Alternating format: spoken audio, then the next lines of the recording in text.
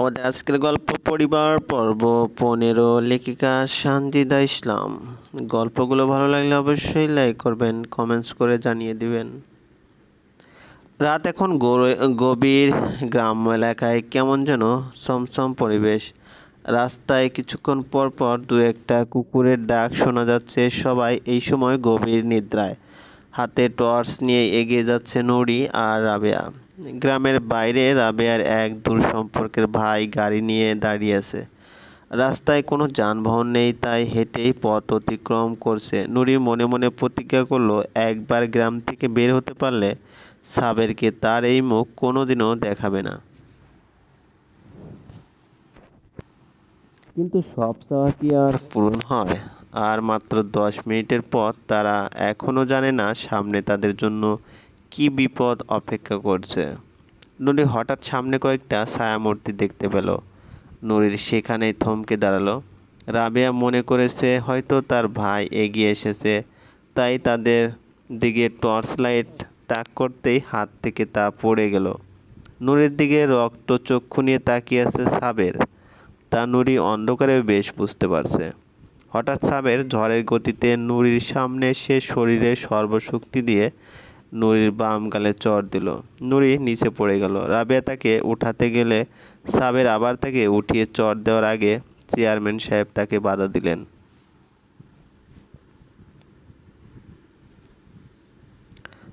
রাস্তায় দাঁড়ায় এগুলো কি শুরু করলি?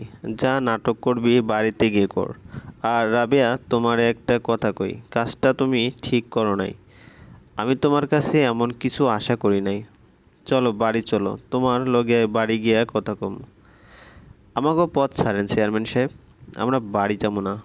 আমি সারা জীবন আপনার লগে থাইকা যে নরক যন্ত্রণা সহ্য করছি, তা আমি আমার মায়েরাই সহ্য করতে দিব না। আপনার পোলা আমার মায়ের জীবনটা শেষ করে দিছে। রাবেয়ার মুখে এমন কথা শুনে চেয়ারম্যান সাহেব আশ্চর্য হয়ে গেল। তুমি এই কথা কইতে পারলা রাবেয়া? তুমি আমার লগে থাইকা নরক যন্ত্রণা সহ্য করছো? আমি কি তোমারে কোনো কিছুর কষ্ট দিছি? তোমারে কখনো অভাবে রাখছি? তার তোমার মাইয়ারে লইয়া যখন তোমার এত চিন্তা, তাইলে কুকাম করার সময় আটকাইলে না কেন?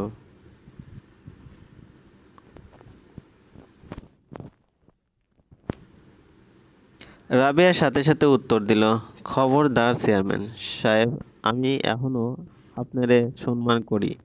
এমন কোনো কথা কইবেন না যে সেইটুকু সম্মানও অবশিষ্ট না থাকে। আর আমার মাইয়া কোনো কুকাম করে নাই। আপনার পোলা হইল আপনার মতো মিষ্টিভাষী। এতদিন আমার সন্দেহ হইতো আপনার মতো মানুষের ঘরে এত ভালো সন্তান কেমনে জন্ম নিল, কেমনে হয় এত ভালো হইল। ওই কি সত্যি আপনার সন্তান কিনা, কিন্তু এখন আর এই সন্দেহ হয় না।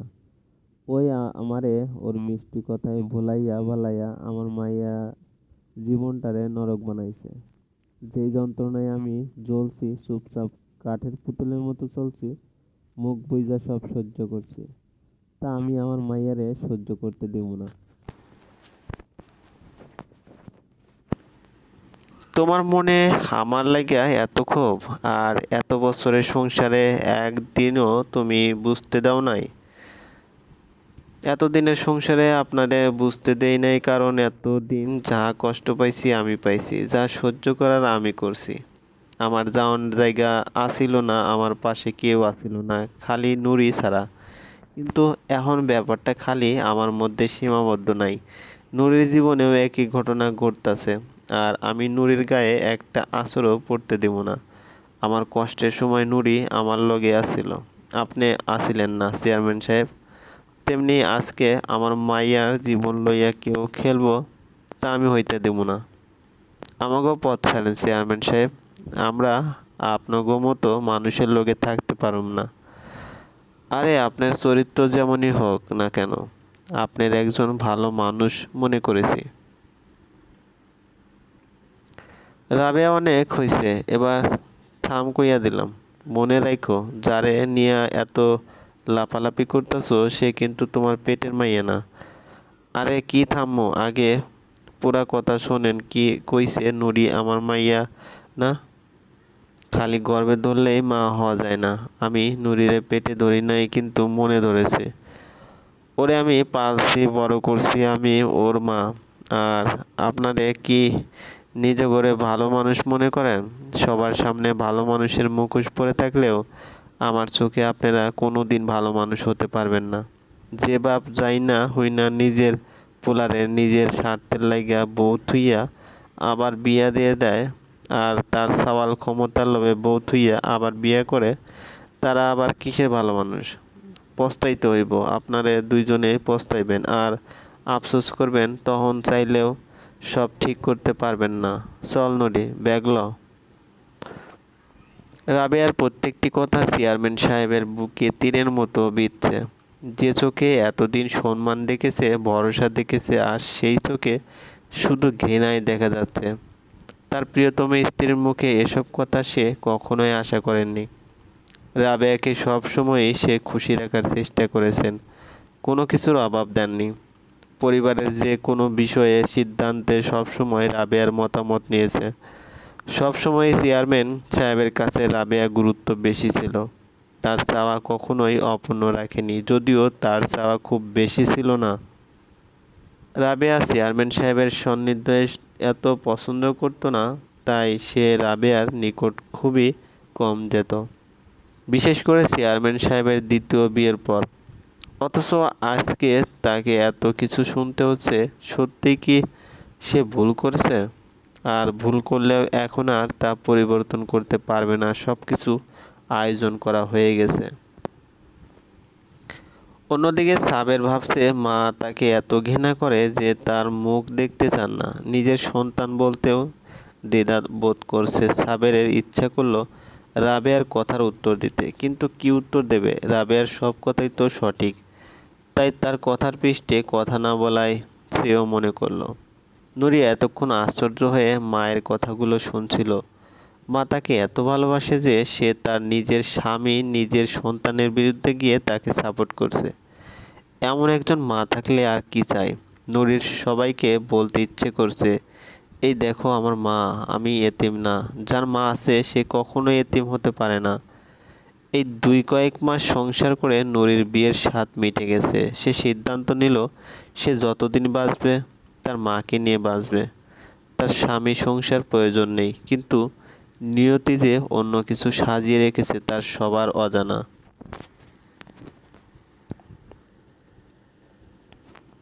চেয়ারম্যান সাহেব কিছুক্ষণ চুপ থেকে বলল, রাবেয়া, আমাগো লগে বাসায় চলো, নুরির লগে আমার কথা আছে।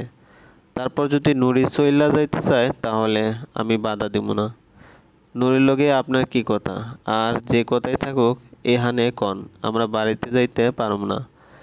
রাবেয়া, আল্লাহর দোহাই লাগে, আগে বাড়ি চলো। রাস্তায় দাঁড়াইয়া কথা কইতে পারুম না। তোমার আমি কথা দিতেছি, ওর লগে কথা কওয়ার পর যদি নুরি যাইতে চায় তাইলে আমি তোমারে বাধা দিব না।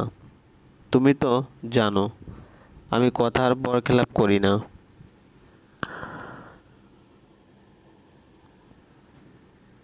রাবেয়া আরও কিছু বলতে চাইছিল, কিন্তু চেয়ারম্যান সাহেবের হুংকারে চুপ হয়ে গেল। তারপর বাড়ির দিকে রওনা দিল সাবের। কতক্ষণ তাদের ব্যাগ ধরে টানাটানি করছে, কিন্তু লাভ হয়নি। তারা হাত থেকে ব্যাগ ছাড়েনি। নুরি রাবেয়ার পাশে পাশে হাঁটছে আর চোখের পানি ফেলছে। সাবের আর চোখে নুরিকে দেখছে। ফর্সাকালে সাবেরের বাম হাতের 5 আঙ্গুল বসে কালশিটে হয়ে গেছে। সাবেরের ইচ্ছে করলো নুরিকে বুকে টেনে নিতে, কিন্তু গতকাল সন্ধ্যায় তার সাথে করা জঘন্য ব্যবহার আর আজকে থাপ্পড় দেওয়ার পর তার দিকে তাকাতেও দ্বিধা হচ্ছে। তার কি দোষ? নুরি তাকে ছেড়ে যাওয়ার কথা ভাবলো কি করে? তাই তো রাগ উঠে গিয়েছিল। সে কি জানে না নুরিকে এক নজর দেখা ছাড়া, তার সাথে কথা বলা ছাড়া সাবের থাকতে পারে না।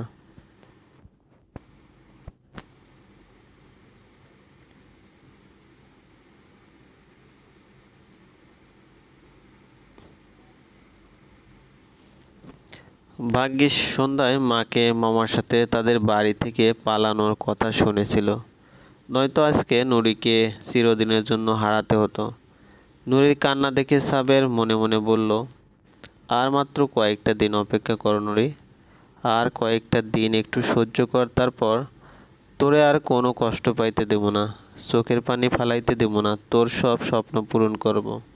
তোর সব রাগ অভিমান ভালোবাসায় বুলাইয়া দেব, ভালোবাসি তোরে অনেক ভালোবাসি। নুরি আর চেয়ারম্যান সাহেব এক ঘরে মুখোমুখি বসে আছে। নুরি হাত পা ভয়ে ঠান্ডা হয়ে যাচ্ছে। কি এমন কথা বলবে বাবা যে কেউ তার সাথে থাকতে পারবে না। রাবেয়া এ ঘরে আসতে চেয়েছিল, কিন্তু কিন্তু চেয়ারম্যান সাহেব দেননি, তাই সে বারবার করে বলে দিয়েছে তাদের ফাঁদে পা না দিতে। কোনোভাবে যেন সিদ্ধান্ত পরিবর্তন না করে সে ব্যাগ নিয়ে বাইরে দাঁড়িয়ে আছে। নুরি বের হলেই তারা বেরিয়ে পড়বে। হালকা কাশি দিয়ে চেয়ারম্যান সাহেব বলা শুরু করলো, নুরি, তোর মনে আছে তুই যখন আমাগো বাড়িতে আইলি তোর বয়স কত ছিল? 4 কি 5 বছর। তোর মাথা ভালো আছিল, তাই স্কুলে ভর্তি করাইয়া দিছিলাম। প্রত্যেক দিন তোরে আমি স্কুলে দিয়ে আইতাম, আবার নিয়ে আইতাম।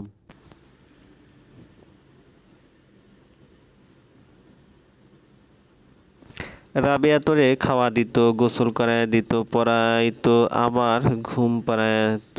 কত আদর, কত তোরে মনে আছে তোর? কথা ক। হুম। তারপর আস্তে আস্তে তুই বড় হইতে লাগলি। কখনো কি তোর প্রতি আমাকে ভালোবাসা কম ছিল? তোরে কি আমরা অবহেলা করছি? তোর প্রতি কোনো দায়িত্ব এড়ায় গেছি? তোরে কি বুঝতে দিছি তুই এতিম? নুরি ভাঙা কণ্ঠে বলল, না, এই 5 বছর বয়স থেকে এই পর্যন্ত তোর খাওয়া পড়ায় কোন অভাব রাখছি? তোর কোনো ইচ্ছা অপূর্ণ রাখছি? না। তাইলে আমাগো খাইয়া পইরা মানুষ হইয়া আমাগো লগে নেমো খারামি কেমনে করলি? অন্য কাউরে ফাঁসাইতে পারলি না, আমার পোলাডারে ফাঁসাইয়া ওর গলায় ঝুইলা পড়লি। আসলে ছোট লোকের জাত সারা জীবন ছোট লোকই থাকে। মানুষ সত্য কথা কয়, পায়ের জুতা কখনো মাথায় তুলতে নাই, নইলে এক সময় ঘাড়ে চাইপা বহে। পায়ের জুতো পায়ে মানায়। আজকে যদি তোরে তোর ঠিক জায়গায় রাখতাম, তাইলে আর এই দিন দেখতে হইতো না আমার। এখন যা করার তা তো কইরা ফেলাইছস, আমার পোলাডার মাথা নষ্ট করছস। এখন এগুলা কইয়া লাভ নাই, আসল কথায় আহি। এই যে এতদিন এত বছর আমার ঘরেরটা খাইলি পড়লি, এখন তোর সময় আইছে এই ঋণ শোধ কর।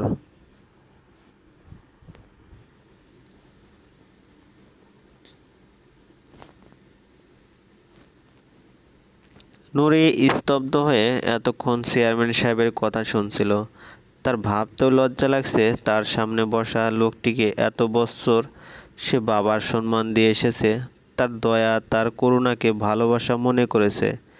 নুরিকে আরও একবার বোকা প্রমাণিত করে চেয়ারম্যান সাহেব তার সঠিক স্থান দেখিয়ে দিয়েছে। তার নিজের উপর ঘেন্না হচ্ছে, তার মনে হচ্ছে সেদিন ঝড়ে তার পরিবারের সাথে তার মরণ কেন হলো না? সে মরে গেলে তো আর কারো দয়ার বাঁচতে হতো না। সে নিজেকে যথেষ্ট সংযত রেখে বলল, আমি কেমনে আপনার ঋণ শোধ করবো আব্বা? বলতে গিয়েও নুরি বলল না। তোমার আমাগো লগে থাকতে হইব, চিন্তা করো না, সারা জীবনের লেগে থাকতে কমো না। সাবেরের বিয়েটা হইয়া যাইতে দাও, তারপর যখন বউ নিয়া আর কাম নিয়ে ব্যস্ত হইয়া যাইব, তখন তুমি চইলা যাইবা। অবশ্যই একলা রাবেয়ারে নিতে পারবা না। আর এখান থেকে চইলা যাওয়ার পর তোমার টাকা নিয়ে চিন্তা করতে হইব না। যতদিন পর্যন্ত তোমারে ভালো করে বিয়ে না হইব, ততদিন পর্যন্ত তোমার দেখাশোনার দায়িত্ব আমার। এত বছর পালতে পারছি, আর নাইলে 2-1 বছর পারলাম, সমস্যা নাই। আমি আমার দায়িত্ব থেকে কখনো পিছপা হই না। আমি আপনার সব শর্তে রাজি।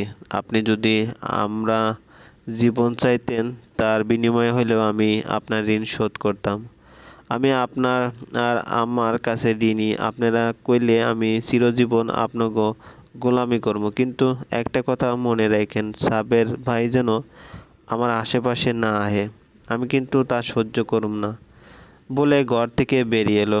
বাইরে সাবের আর রাবেয়া দাঁড়িয়ে আছে। নুরির জন্য তাকে বেরোতে দেখে রাবেয়া বলল, কথা শেষে এবার চল। আমি ঘরে যাবো আম্মা, আমার ঘুমে ধরছে। সারা রাত জাগনা, আমি আর তাকাইয়া থাকতে পারছি না। ঘুম থেকে ওইটা আবার কাম করতে হইব।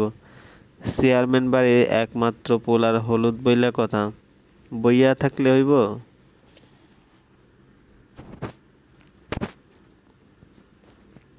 নুরির এমন স্বাভাবিক আচরণ দেখে রাবেয়া আর সাবের দুজনেই ভ্যাবাচেকা খেয়ে গেল। রাবেয়া নুরি পেছন পেছন গেল। তাদের দুজনের মনে প্রশ্ন, চেয়ারম্যান সাহেব কি এমন কথা বলেছে নুরিকে যে সে এত স্বাভাবিক? রাবেয়া জিজ্ঞেস করে উত্তর পায়নি। তাই সাবের তার বাবাকে জিজ্ঞেস করলে তার বাবা বলেন, কি কইছি না কইছি এইটা আমার আর নুরির ব্যাপার। আমি আমার কথা রাখছি, এইটা বড় কথা। আর এখন বউয়ের চিন্তা না কইরা অন্য চিন্তা করো। নির্বাচনের আগে তোমার আর নুরির ব্যাপারটা নতুন বউ যেন না জানে, নাইলে সমস্যা হইব। আর নুরির থেকে একটু দূরে দূরে থাকো। এতে নুরির রাগ কিছুটা কমবো, পরে তারে কৌশলে বোঝানো যাইব। এখন কিছু কইতে গেলে ওই সহজে ভাবে নিবে না। আর একটু নির্বাচনের উপরে ধ্যান দাও। চেয়ারম্যান হইলেই কাম শেষ না, কাম বাড়বো, দায়িত্ব বাড়বো।